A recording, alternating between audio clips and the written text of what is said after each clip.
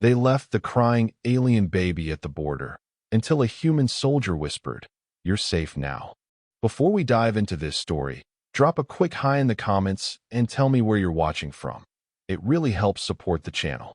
The barren wasteland of the demilitarized zone stretched for miles in every direction, a scorched testament to the ongoing conflict between humanity and the Nexari Empire. It was here, amid the rubble and desolation, that Sergeant Marcus Dean found himself stationed at Outpost Theta. The human-Nexari war had been raging for nearly 3 years. What began as a territorial dispute over a mineral-rich asteroid belt had escalated into a full-scale interstellar conflict. Humanity, despite being technologically outmatched, had managed to hold its own through sheer determination and adaptability. The Nexari, tall, blue-skinned humanoids with an exoskeletal ridge along their spines, had expected a swift victory. Instead, they found themselves locked in a grueling war of attrition. Outpost Theta was one of dozens positioned along the DMZ, a no-man's land separating human and Nexari territories. Marcus had been stationed there for 6 months, and each day blended into the next in a monotonous routine of patrols, equipment checks, and tense waiting. The outpost itself was little more than a collection of prefabricated structures surrounded by defensive barriers and sensor arrays, housing a complement of 30 soldiers from the United Earth Defense Force.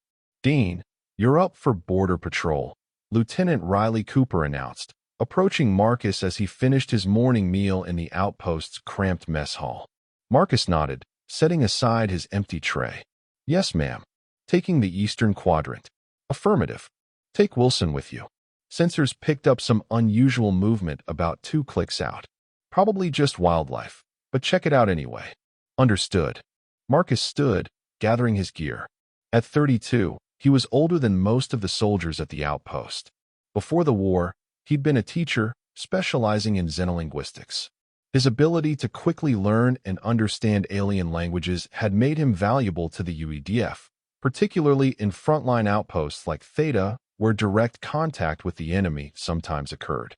Private Emma Fox was already waiting by the airlock when Marcus arrived. At 24, she was one of the youngest soldiers at the outpost, but her skills as a combat medic had earned her respect among the troops. "Morning, Sarge," she greeted, securing her helmet. "Ready to take a walk?" "As ready as I'll ever be," Marcus replied, checking his rifle before donning his own helmet. "Cooper says there's something moving out there. Probably just those 6-legged lizards again. They've been all over the sensors this week." The airlock cycled, and they stepped out onto the dusty terrain.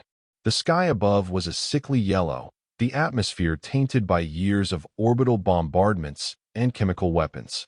Both humans wore lightweight environmental suits that filtered the air and regulated their body temperature in the harsh conditions. "Let's make this quick," Marcus said, taking point as they moved away from the outpost. "I don't like the look of those clouds to the north."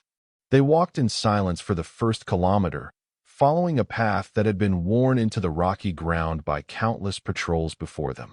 The landscape was eerily quiet, devoid of the vegetation that had once thrived here. Occasionally, they passed the burnt-out husks of vehicles or the crumbling remains of structures that had once been part of a thriving colony. "Hard to believe this was farmland once," Emma remarked, her voice slightly distorted through the helmet's comm system. "Hard to believe a lot of things these days," Marcus replied. "Like how we're still fighting after 3 years when everyone said we wouldn't last 3 months against the Nexari. That's because the brass didn't factor in human stubbornness when they ran their projections," Emma said with a hint of pride. "The Nexari might have better tech, but we're better at thinking outside the box." Their conversation was interrupted by a soft beeping from Marcus's wrist computer. He raised his arm, examining the display. "We've got something about 500 meters ahead, just beyond that ridge. Motion and heat signature." "Nexari patrol?" Emma asked, her hand moving to her rifle. "Signature's too small. Could be a drone or a wounded animal. Or a trap." Marcus nodded. "Let's approach from 2 angles. I'll go straight. You circle around to the left. Keep your comm open." Emma nodded and broke off, moving in a wide arc while Marcus continued forward. He advanced cautiously, using the rocky terrain for cover as he approached the ridge. The beeping on his wrist computer grew more frequent, indicating he was getting closer to the source of the reading. Reaching the base of the ridge, Marcus crouched behind a large boulder and peered around it. What he saw made him freeze in place. There, huddled against a rock, was a small Nexari child. The alien infant couldn't have been more than a few months old by human standards. Its blue skin was paler than that of an adult Nexari, and the exoskeletal ridge along its spine was still soft and undeveloped. It was wrapped in what appeared to be a thermal blanket, though the material was torn and dirty. The child was whimpering, making a high-pitched keening sound that Marcus's translator couldn't decipher, but that he instinctively recognized as distress. "Fox," he whispered into his calm, hold position. "I've found the source of the reading." "What is it?" Emma's voice came back immediately. It's a baby. A Nexari infant." There was a moment of silence before Emma responded. "Confirm that, Sarge. Did you say a Nexari baby?" "Affirmative. And it's alone, as far as I can tell." Marcus scanned the surrounding area, his rifle raised. This had to be some kind of trap. The Nexari would never abandon one of their young in the DMZ, especially this close to a human outpost. Yet his sensors detected no other Nexari presence nearby, and the child appeared genuinely abandoned and in distress. "I'm coming to your position," Emma said. "Negative. Hold where you are and keep watch. This could still be a setup." Marcus continued to observe the infant from his position. The child was clearly in distress, its small limbs flailing weakly as it cried. Next to it lay a small container that Marcus recognized as a Nexari nutrition dispenser, but it appeared empty. Making a decision, Marcus slowly emerged from behind the boulder, his rifle still raised as he approached the infant. The child's cries intensified at the sight of him, its large, pupil-less violet eyes widening in what Marcus interpreted as fear. "It's okay," he said softly, knowing the child couldn't understand him but hoping his tone would be soothing. "I'm not going to hurt you." He knelt beside the infant, setting his rifle down within reach but focusing his attention on the child. Up close, he could see that the infant was dehydrated, its normally moist skin dry and flaking in places. The thermal blanket it was wrapped in had been hastily secured, suggesting whoever had left the child had been in a hurry. "Fox, I need you here," Marcus said into his calm. "The baby's in bad shape. Looks dehydrated and possibly malnourished." "On my way," Emma replied. While waiting for Emma, Marcus carefully examined the area around the infant. He found a small data chip tucked into the folds of the thermal blanket. Nexari technology, but it wasn't booby-trapped as far as his sensors could tell. He pocketed it for later analysis. Emma arrived moments later, her medical kit already in hand. "Well, I'll be damned," she murmured, kneeling beside Marcus. "What's a Nexari baby doing out here all alone?" "Good question," Marcus replied, watching as Emma began to examine the infant. "Can you help it?" Emma was already running a medical scanner over the child. Severe dehydration, elevated heart rate, signs of exposure. Nothing immediately life-threatening, but it needs proper care soon. She rummaged in her kit and produced a small vial. "This is a universal electrolyte solution. Should be safe for Nexari physiology based on what we know." She carefully administered a few drops to the infant's mouth. The child reflexively swallowed, then seemed to realize it was being given sustenance and began to drink more eagerly. "That's it, little one," Emma said soothingly. "Small sips." Marcus watched the procedure, his mind racing. "We need to report this to Cooper.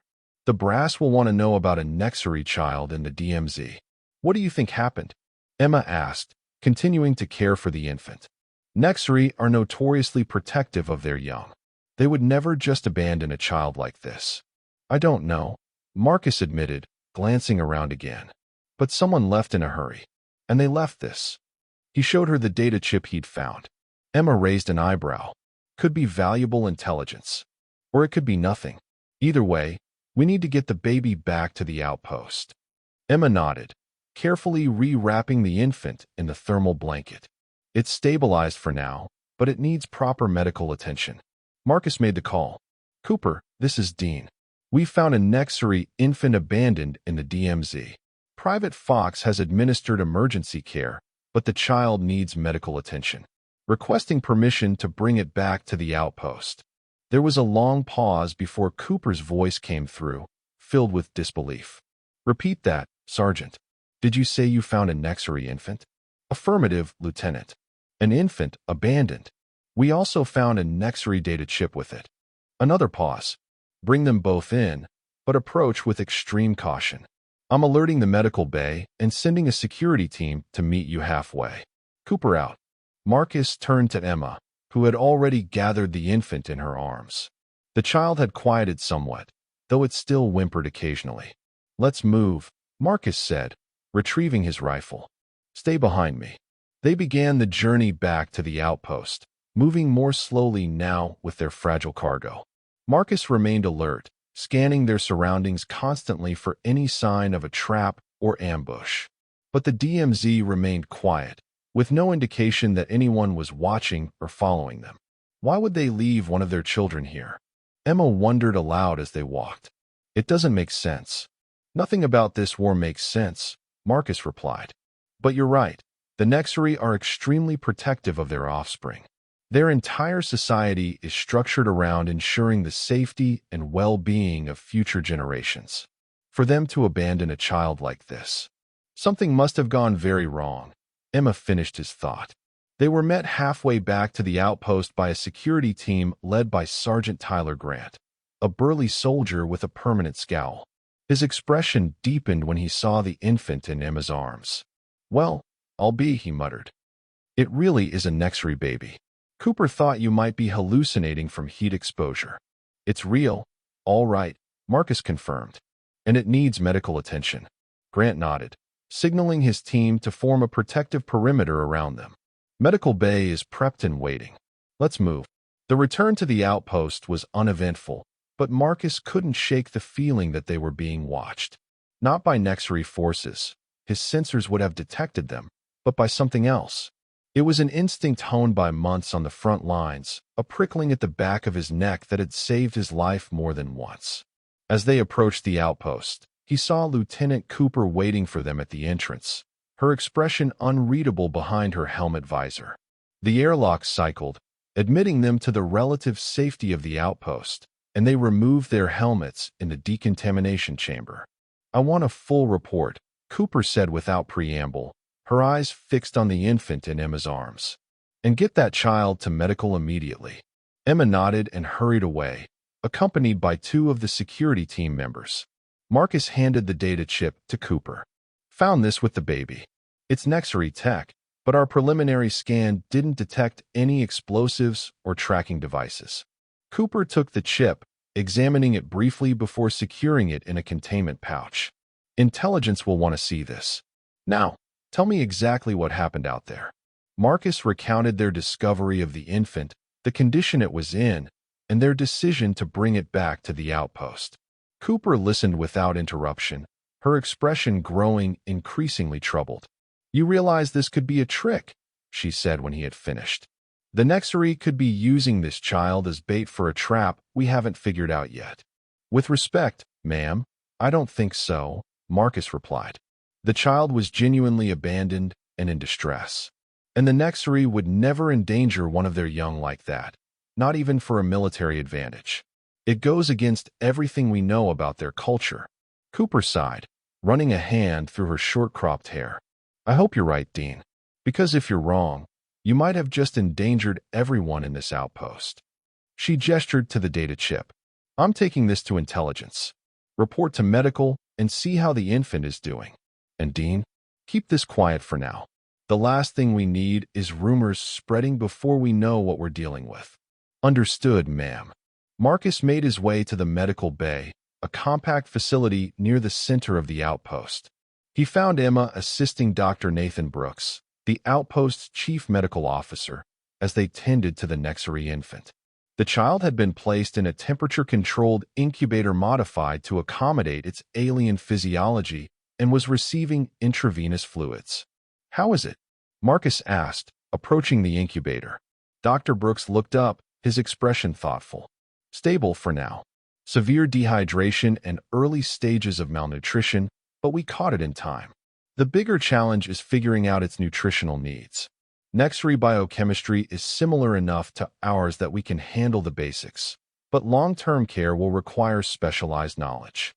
Will it survive? With proper care, yes. It's resilient, like most young life forms. Brooks gestured to a monitor displaying the infant's vital signs. Heart rate and respiration are already improving. The immediate danger has passed. Marcus stepped closer to the incubator, studying the small blue-skinned being inside. The infant was awake, its violet eyes tracking his movement with surprising focus for one so young. When it saw Marcus, it made a soft cooing sound, different from the distressed cries they had heard earlier. "It recognizes you," Emma remarked, coming to stand beside him. "Probably associates you with being rescued." "Smart little thing," Marcus murmured. Nexury children develop cognitive functions earlier than human children, Dr. Brooks explained. Even at this young age, it's capable of recognizing faces and associating them with experiences. Marcus felt a strange connection to the infant as it watched him, a protective instinct he hadn't expected. "Does it have a name?" "If it does, we have no way of knowing it," Brooks replied. "For now, we're just calling it the patient." "That seems cold," Emma said. "It's a baby, not a specimen." "A Nexury baby," Brooks reminded her.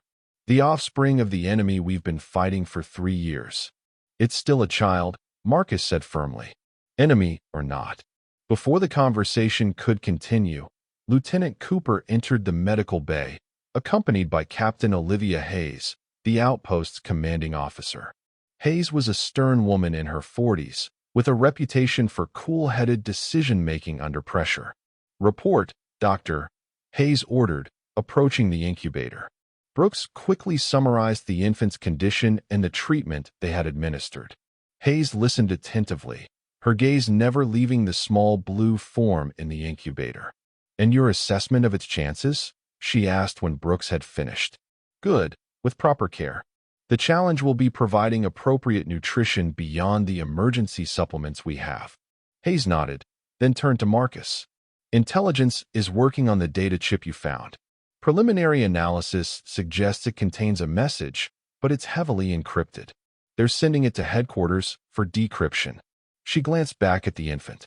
"In the meantime, we have to decide what to do with our guest." "We care for it," Marcus said immediately.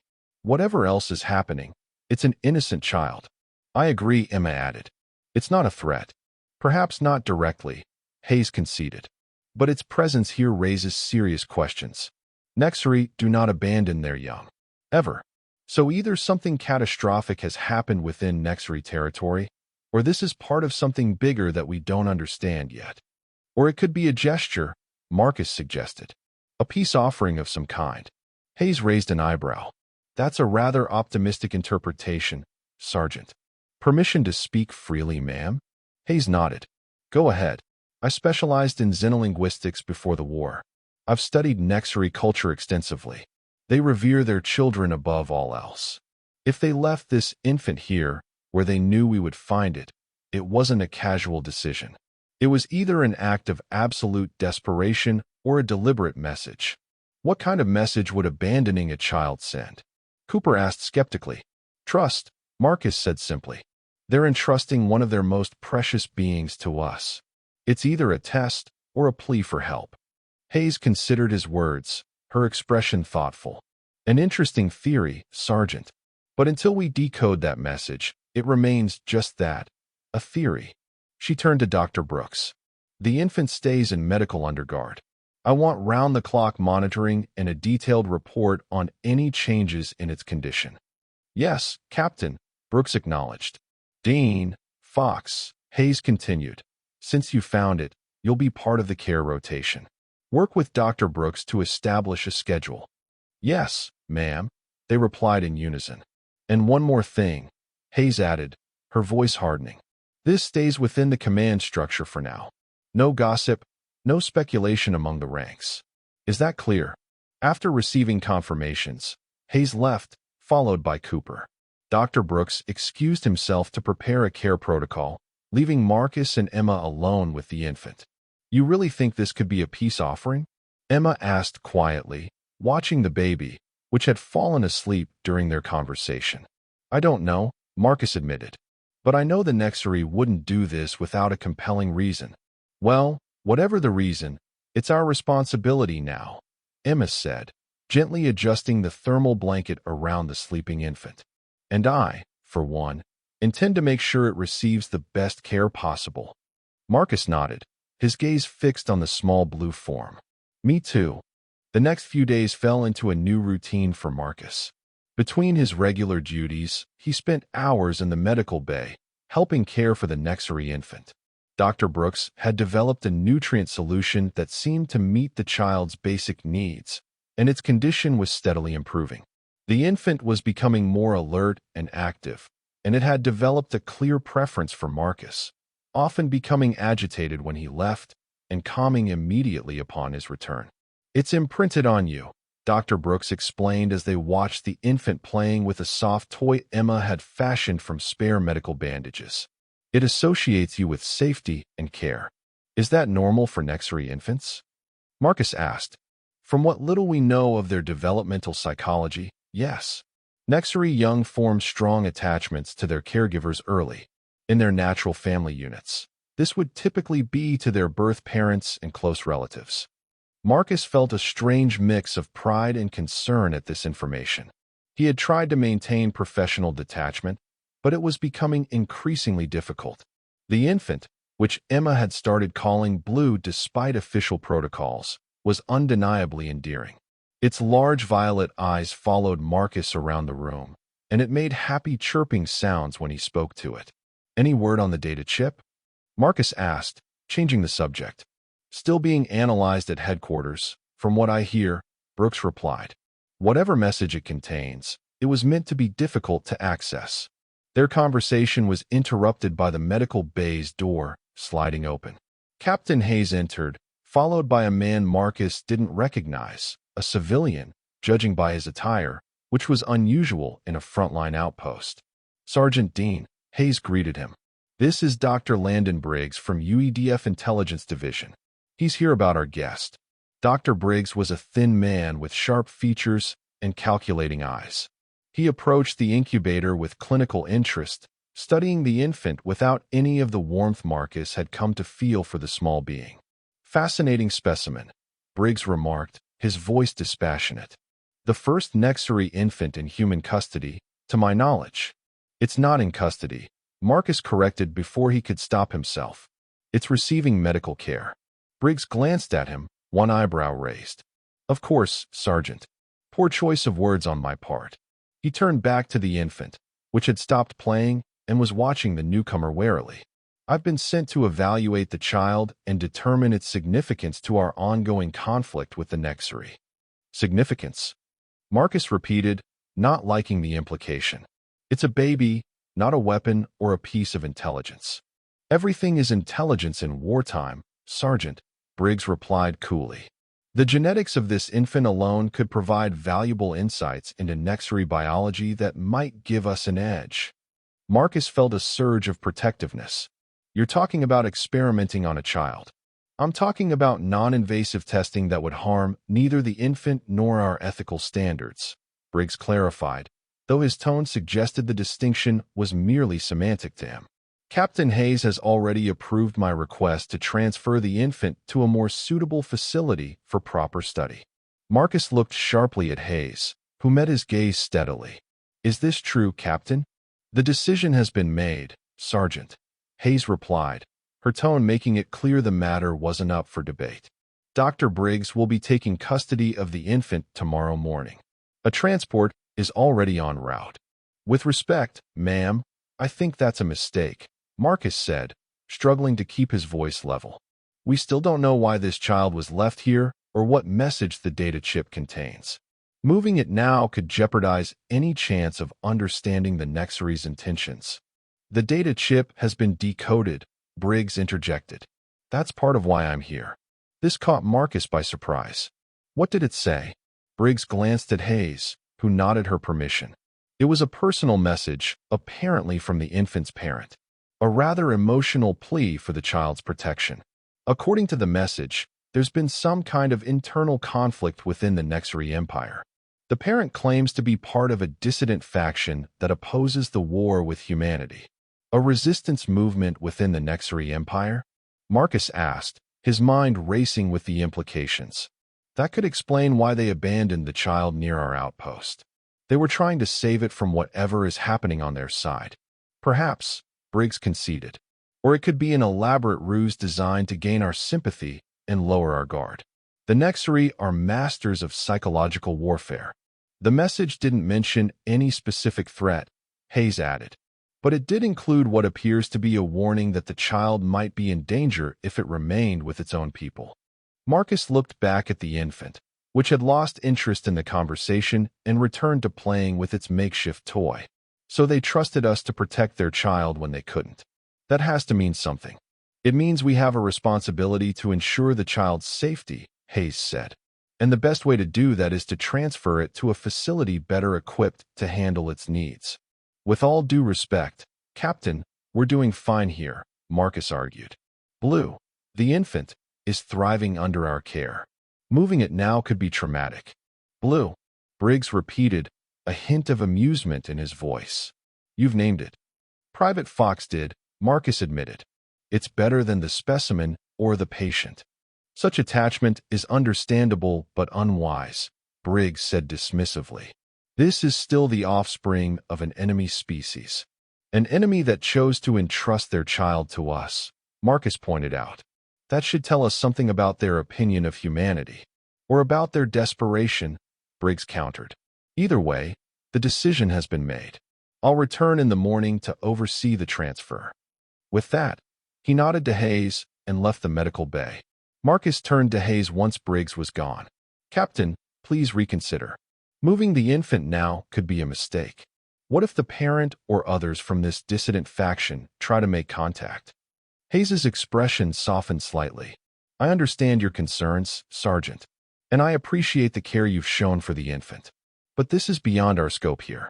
The child will receive proper care at the facility, and it may even provide insights that could help end this war sooner. And if those insights come at the expense of the child's well-being? That won't happen, Hayes assured him, though her conviction seemed less than absolute. We're not barbarians, Dean. Neither are the Nexari, Marcus said quietly. Yet we've been at war for 3 years. Hayes regarded him thoughtfully. Get some rest, Sergeant. You've been spending too much time in here. She turned to leave, then paused at the door.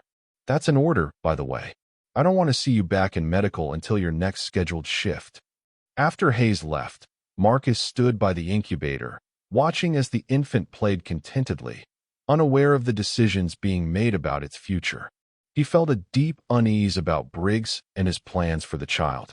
The man had spoken about non-invasive testing, but his clinical detachment suggested a perspective that viewed the infant as an object rather than a living being deserving of care and protection. I don't like this, Marcus murmured to Dr. Brooks, who had remained silent during the exchange. Neither do I, Brooks admitted. But we have our orders. Orders that could put Blue in danger. We don't know that, Brooks said, though he didn't sound convinced of his own words. Intelligence might genuinely have better facilities for caring for a Nexari infant. Marcus shook his head. Briggs doesn't care about what's best for Blue. He sees an opportunity, a research subject. There's nothing we can do about it now, Brooks said with resignation. The transport will be here in the morning. Marcus didn't respond, his mind already racing with possibilities. He knew that what he was considering was dangerously close to insubordination, possibly even treason in wartime. But as he watched the small blue form in the incubator, he couldn't shake the feeling that he was being tested, not by his superiors, but by something more profound. A test of humanity itself. Later that night, Marcus lay awake in his bunk, the events of the day replaying in his mind.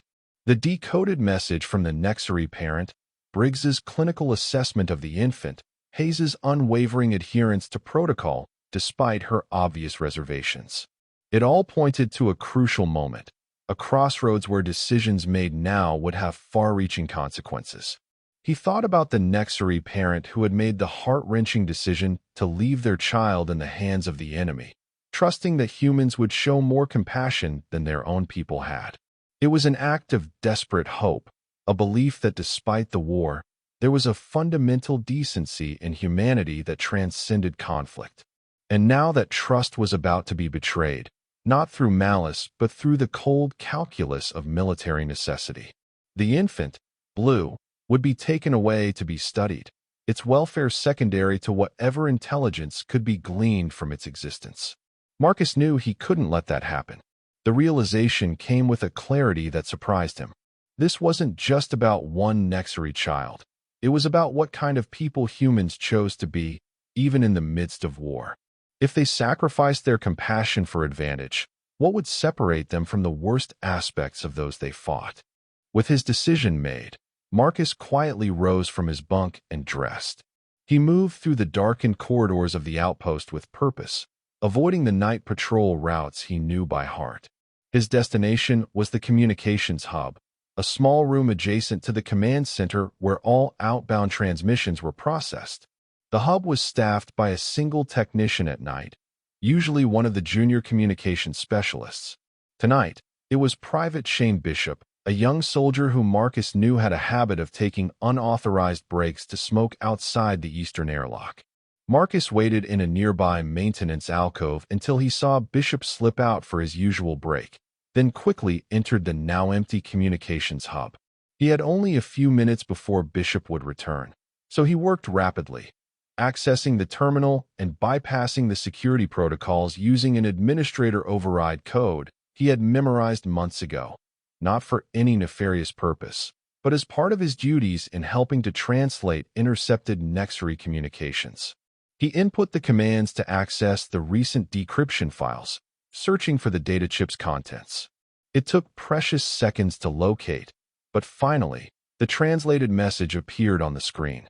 To those who find my child, I entrust to you what is most precious to me in the hope that you will show the compassion our leaders have abandoned. Civil conflict has erupted within the Empire. Those of us who seek peace with humans are being purged. My mate has already been taken. I cannot protect our child any longer. The border is the only place they might be safe from those who would use them as leverage against me. I have heard that humans protect the innocent, even those not their own. Prove that what we dissidents believe about humanity is true. Protect my child until I can find a way to return, or until peace finally comes. They are called Elian, a name that means hope in our tongue. Marcus stared at the message, feeling its weight and desperation. Elian. The child had a name after all, a name that meant hope. He quickly copied the message to a portable data device, then erased all traces of his access from the system. He slipped out of the communications hub just as Bishop was returning from his break, ducking into a supply closet until the young private had passed. His next stop was the medical bay. At this hour, it would be staffed only by a night nurse. Tonight, that was Lily Dawson, a friend of Emma's who Marcus hoped would be sympathetic. He entered the medical bay to find Lily monitoring equipment at a workstation, her back to the door. She turned at the sound of his entry, surprise evident on her face. "Sergeant Dean, what are you doing here so late?" "Just checking on the infant," Marcus replied, trying to sound casual. "Couldn't sleep." Lily's expression softened. "You've really taken to the little one, haven't you? I heard it's being transferred tomorrow." Marcus nodded, moving to the incubator where Blue, Elian, was sleeping peacefully. "That's the plan. Is Dr. Brooks still around?" "No, he left hours ago. It's just me until morning shift." "And the guard?" The captain had ordered security for the infant, though it seemed absurd to Marcus that a baby would need armed supervision. "Private Quinn stepped out to use the restroom," Lily explained. "He should be back any minute." Marcus knew he had to move quickly. "Lily, I need a favor." "A big one." She looked at him warily. "What kind of favor?" "I need you to step out for about 10 minutes. Get some coffee, use the restroom, whatever. Just give me some time alone with the infant." Her wariness deepened to suspicion. "Why? What are you planning to do?" "Nothing that will harm the child," Marcus assured her. "But the less you know, the better for you." Lily hesitated, clearly torn between her duty and her trust in Marcus, whom she had known and worked with for months. "Sergeant, if you're planning something against orders." "I'm planning to do what's right," Marcus said quietly. "Sometimes that's more important than orders." She studied his face for a long moment, then nodded slowly. 10 minutes. That's all I can give you. And if anyone asks, you overpowered me or something." "Thank you," Marcus said, genuine gratitude in his voice. Lily grabbed her datapad and headed for the door. 10 minutes, she repeated. "Starting now." As soon as she was gone, Marcus moved quickly. He gathered supplies, medical equipment for monitoring Elian's vital signs, nutrient solution, thermal regulators, and other necessities for caring for the infant. He packed them efficiently into a medical transport case designed for field operations. Next, he carefully deactivated the monitoring systems on the incubator, then gently lifted the sleeping Elian, wrapping the child securely in thermal blankets. The infant stirred but didn't wake, making only a soft cooing sound before settling against Marcus's chest. "It's okay, Elian," Marcus whispered, using the child's true name for the first time. "You're safe now." He placed the bundled infant into a padded compartment within the transport case, ensuring that the life support systems were functioning properly. The case was designed to maintain a stable environment for wounded soldiers during evacuation, but it would serve equally well for transporting a Nexary infant. With everything secured, Marcus took a moment to leave a message on Lily's workstation. A simple note explaining that he had taken responsibility for the infant and asking her not to raise the alarm until morning. It wouldn't buy him much time, but it might be enough to get clear of the immediate search area. Marcus slipped out of the medical bay with the transport case, making his way through the darkened corridors toward the vehicle bay. His plan, hastily formed but resolute, was to take one of the patrol vehicles and head for the border, not toward human territory, but deeper into the DMZ, to a region where sensor coverage was spotty due to residual radiation from an early battle in the war. The vehicle bay was dimly lit and empty at this hour, with only automated systems monitoring the equipment. Marcus quickly selected a rugged all-terrain vehicle designed for extended patrols. He secured the transport case in the passenger compartment, ensuring the life support systems were connected to the vehicle's power supply. As he prepared to leave, the bay door slid open. Marcus froze, his hand moving instinctively to his sidearm, only to relax slightly when he saw Emma Fox enter. "I thought I might find you here," she said quietly, approaching him with determination in her eyes. "Fox, you shouldn't be involved in this," Marcus warned. "I'm already facing court-martial for what I'm doing. There's no reason for you to throw away your career too." Emma glanced at the transport case. "Is that Elian?" Marcus blinked in surprise. "How do you know that name?" "I have friends in communications," Emma replied with a slight shrug. "I saw the message too, and I agree with what you're doing." She moved past him and began gathering additional supplies from the storage lockers. "You'll need these. Extra rations, water purification tablets, emergency beacon." "Emma." "Save it, Sarge," she interrupted, her expression determined. "You're not talking me out of this. That child deserves better than being turned into a lab specimen. And besides, you need a medic if you're going to keep Elian healthy out there." Marcus knew he should refuse her help, order her to return to her quarters, and forget she'd seen anything. But the truth was, he did need her. Caring for an alien infant in the field was beyond his expertise.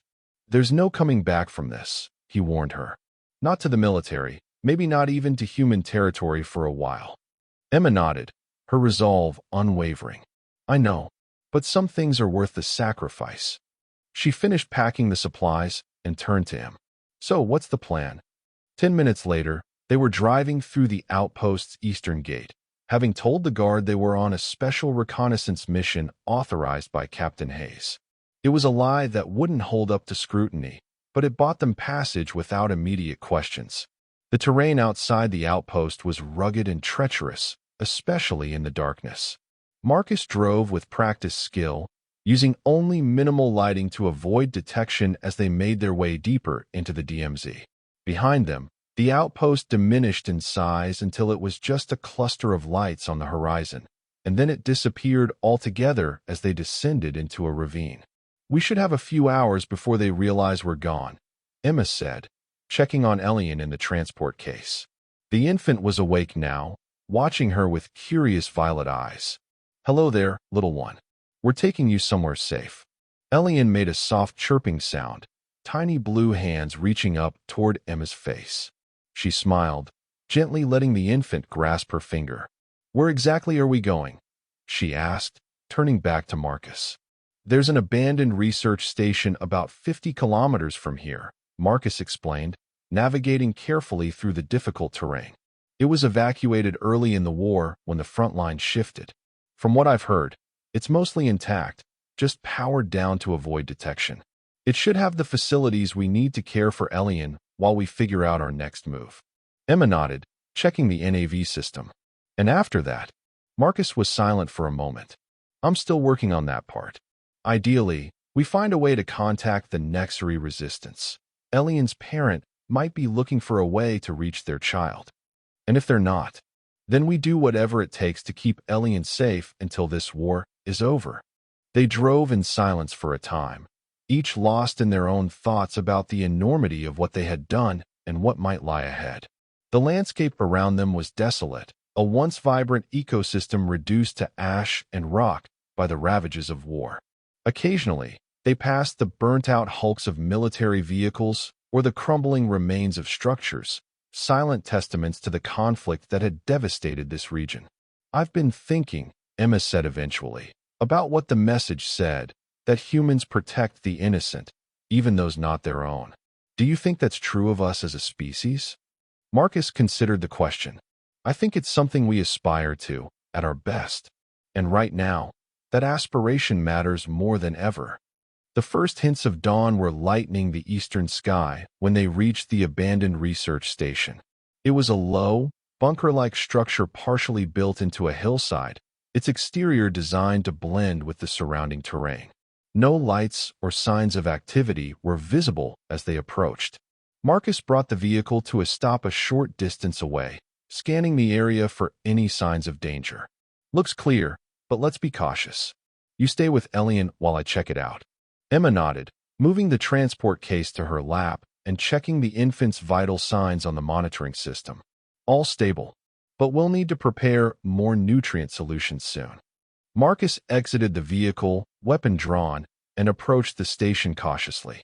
The main entrance was sealed with an emergency lockdown protocol, but a side maintenance access showed signs of forced entry from some previous visitor.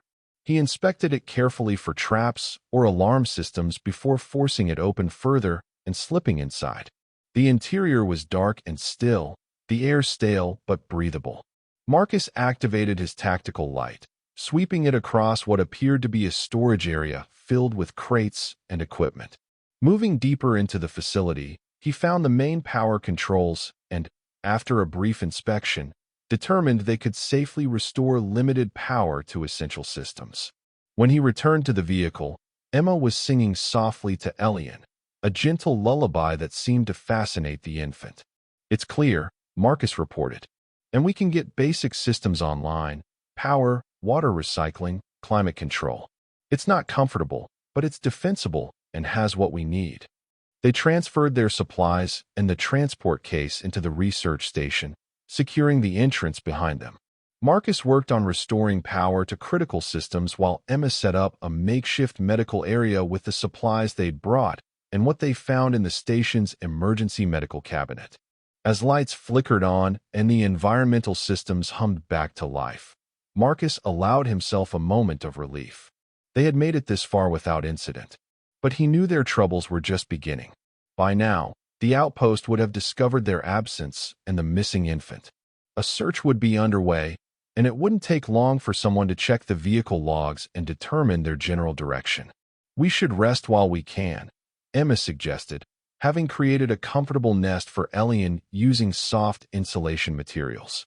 The infant was feeding now, contentedly drinking the nutrient solution Emma had prepared. "We'll need to be alert when they come looking for us." Marcus nodded, though he doubted he would be able to sleep.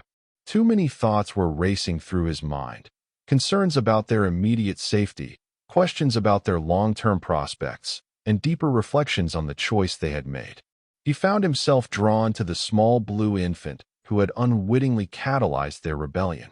Elian had finished feeding and was watching Marcus with those intelligent violet eyes, making soft cooing sounds that seemed almost conversational. "Hello, Elian," Marcus said softly, kneeling beside the nest. "I'm sorry we had to move you again, but I promise we're going to keep you safe." The infant reached out, tiny fingers brushing against Marcus's hand. There was a trust in that gesture that tightened his throat with emotion. This small being from another species, whose people were at war with humanity, instinctively trusted him. It was a profound responsibility.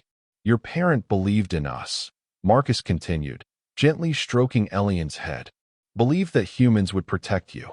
And we will, whatever it takes." The moment was interrupted by a soft alarm from Emma's scanner.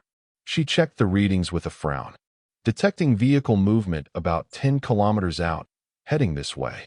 Multiple signatures. Marcus stood, instantly alert. "They found us faster than I expected. We need to prepare." "For what?" Emma asked, gathering Elian into her arms.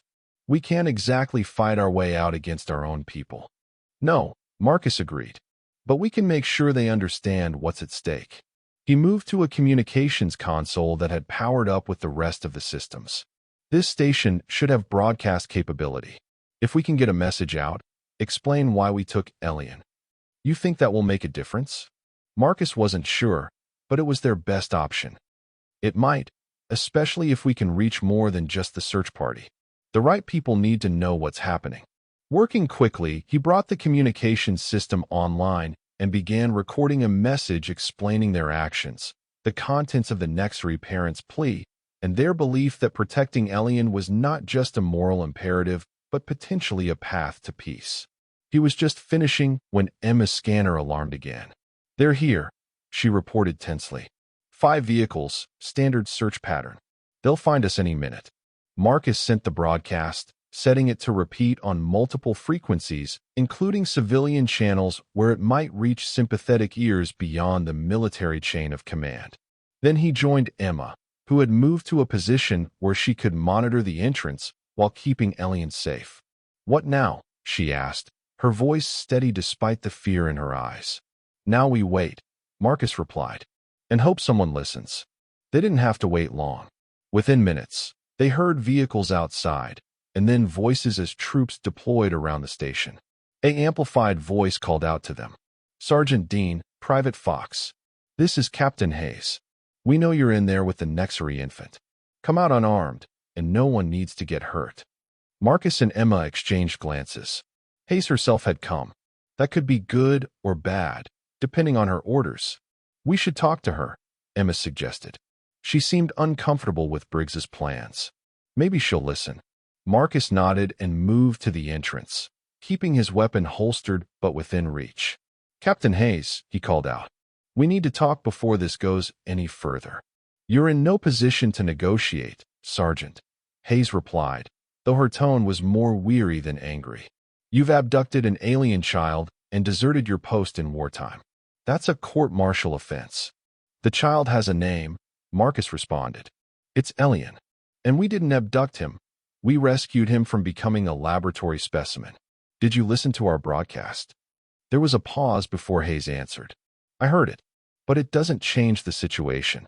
You violated direct orders." "Some orders need to be questioned," Marcus said firmly. "You know what Briggs intended to do. You saw how he looked at Elian, like a thing, not a living being deserving of protection." "My personal feelings aren't relevant, Sergeant. I have my orders, just as you had yours." "The Nexary parent trusted us," Marcus pressed. "Trusted humanity to protect their child when they couldn't. What does it say about us if we betray that trust?" Another pause, longer this time. When Hayes spoke again, her voice was closer. She had approached the entrance. "Let me come in and talk. Just me. No weapons." Marcus looked at Emma, who nodded cautiously. "All right, Captain. Just you." The side entrance opened, and Hayes entered alone, her hands empty and raised slightly to show she was unarmed. She looked tired, Marcus thought, the weight of command evident in the lines of her face.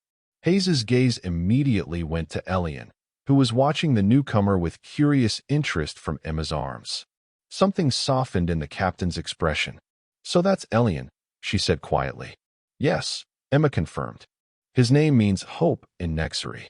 Hayes approached slowly, studying the infant with genuine interest rather than clinical assessment.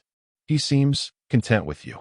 He trusts us," Marcus said, just as his parent trusted that humans would do the right thing. Hayes sighed, turning to face them fully. "I understand why you did this. More than you might think. But you've put me in an impossible position. Intelligence wants the child, and I have orders to deliver. Sometimes there are higher principles than orders," Marcus said quietly. "You know that, Captain." "Perhaps," Hayes conceded. "But defying those orders has consequences. For all of us. We're prepared to face those consequences," Emma said, her voice firm despite her youth. "But Elian deserves a chance at a life beyond being a research subject." Hayes was silent for a long moment, conflict evident in her expression. Finally, she spoke again, her voice low and determined. "If I were to help you, what would your plan be? You can't stay on the run forever." Marcus hadn't expected this opening. "We need to find a way to contact the Nexary resistance, the dissidents mentioned in the message. If we can reach them, maybe we can return Elian to his parent, and potentially open a dialogue between these dissidents and our own government," Hayes added thoughtfully. "A back channel that could lead to peace talks." "Exactly," Marcus confirmed, hope rising in his chest. "This could be bigger than just one child. It could be the beginning of the end of this war." Hayes considered this, her tactical mind clearly assessing possibilities and risks. "It's a long shot," she said finally, "but maybe one worth taking." She turned to the entrance. "Wait here." She stepped outside, and they could hear her issuing orders, though the words were indistinct. When she returned minutes later, her expression was resolute. "I've ordered the search team to establish a perimeter and await further instructions," she explained. "That buys us some time, but not much. Briggs is monitoring the situation from the outpost, and he'll get suspicious if we don't report progress soon." "What are you suggesting?" Marcus asked cautiously. "I'm suggesting," Hayes said with a grim smile, "that sometimes the best way to follow the spirit of one's orders is to creatively interpret their letter." She moved to the communications console. "We need to reach General Landon at Central Command. He's been advocating for diplomatic approaches to ending the war. If anyone will support what you're trying to do, it's him." Hope surged through Marcus. General Aaron Landon was known among the troops as a thoughtful, principled leader who prioritized minimizing casualties on both sides. If they could get his support, "Can you reach him directly?" Emma asked, joining them with Elian still in her arms. "Not from here," Hayes admitted, "but I can get a message to his aide, who might be able to arrange something more secure." She began typing rapidly on the console. "In the meantime, we need to move you to a safer location. This place is too exposed now that we've found you." As Hayes worked, Marcus felt Elian grasp his finger, the tiny blue hand holding on with surprising strength. The infant made a soft, almost musical sound that Marcus hadn't heard before, not distress or contentment, but something that seemed almost like recognition. "I think he's trying to tell us something," Emma remarked, watching the interaction with wonder. Before Marcus could respond, the console chimed, indicating an incoming transmission. Hayes activated it, and a voice spoke, not General Landon's aide as they had hoped, but someone else entirely. "This is Commander Talon of the Nexary Liberation Front," the voice announced in accented but clear English. "We have intercepted your broadcast concerning the child Elian. If you truly wish to protect him and work toward peace, respond on this channel with your coordinates." The three humans stared at each other in shock. The Nexary dissidents had found them first. Hayes recovered quickest, her military training asserting itself. "This could be a trap," she warned. "A way to locate and eliminate both the child and us. Or it could be genuine," Marcus countered. The parents' message said they would try to find a way back to Elian. Emma looked down at the infant in her arms, who seemed unusually alert, violet eyes fixed on the console, as if recognizing the voice that had spoken. I think Elian knows, she said softly. Look how he's responding to the voice. Hayes studied the infant's reaction, then made her decision. I'll provide coordinates for a neutral meeting point, not our current location. We can assess their intentions before revealing Elian's presence. She sent the message, and they waited in tense silence for a response. It came quickly. Understood. We will meet at the specified coordinates in 3 hours. Come with no more than 3 representatives. We will do the same. The child's safety is our highest priority. Hayes turned to Marcus and Emma, her expression grave but determined. This is beyond anything I expected when I woke up this morning. But if there's even a chance this could lead to peace. She straightened, the mantle of command settling firmly on her shoulders again. I'll need to manage the search team and create a plausible reason for our movements. You two prepare Elian for transport.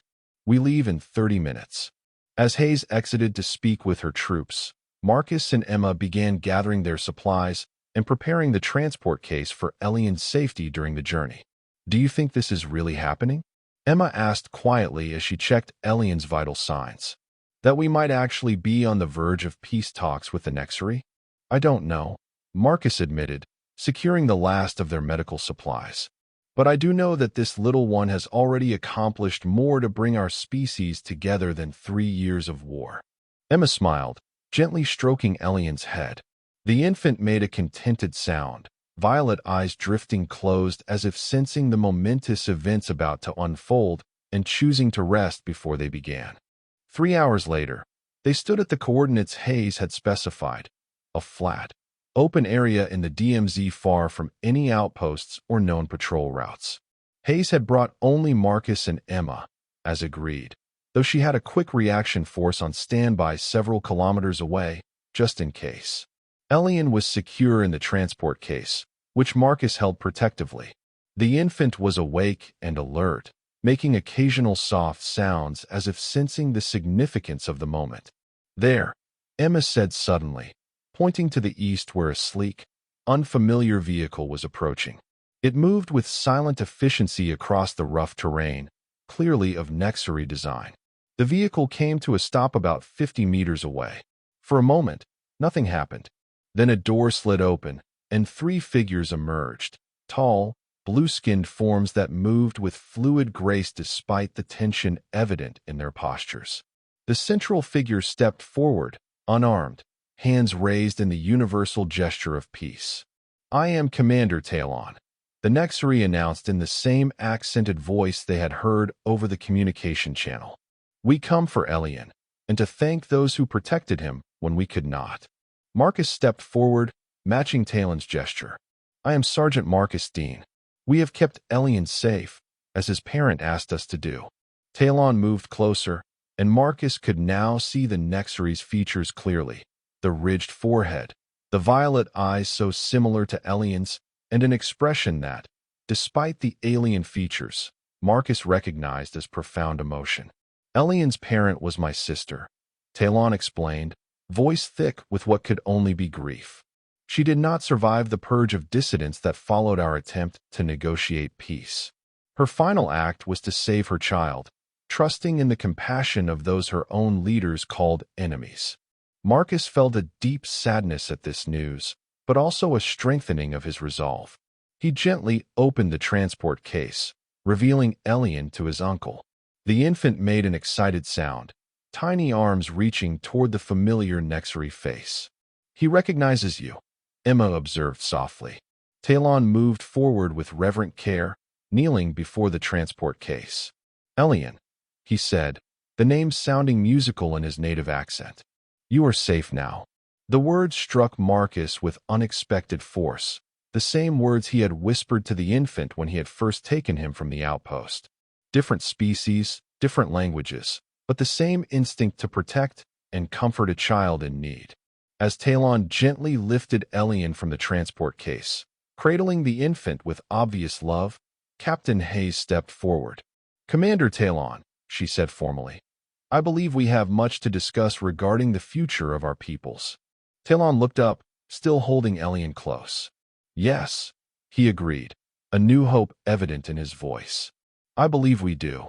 And in that moment, On a scarred battlefield between two worlds at war, a small blue child gurgled happily in his uncle's arms, unaware that his journey had opened a door that 3 years of conflict had failed to unlock. A door to understanding, to compassion, and perhaps, at last, to peace. And that was the end of the story. If you listened all the way to here, don't forget to leave feedback about what you thought of the story in the comments, whether positive or negative. Your feedback helps us improve. Also, leave your like and subscribe to the channel for more stories like this one. And I'll leave here on the screen another video that I'm sure you'll like. Big hug, and see you in the next story.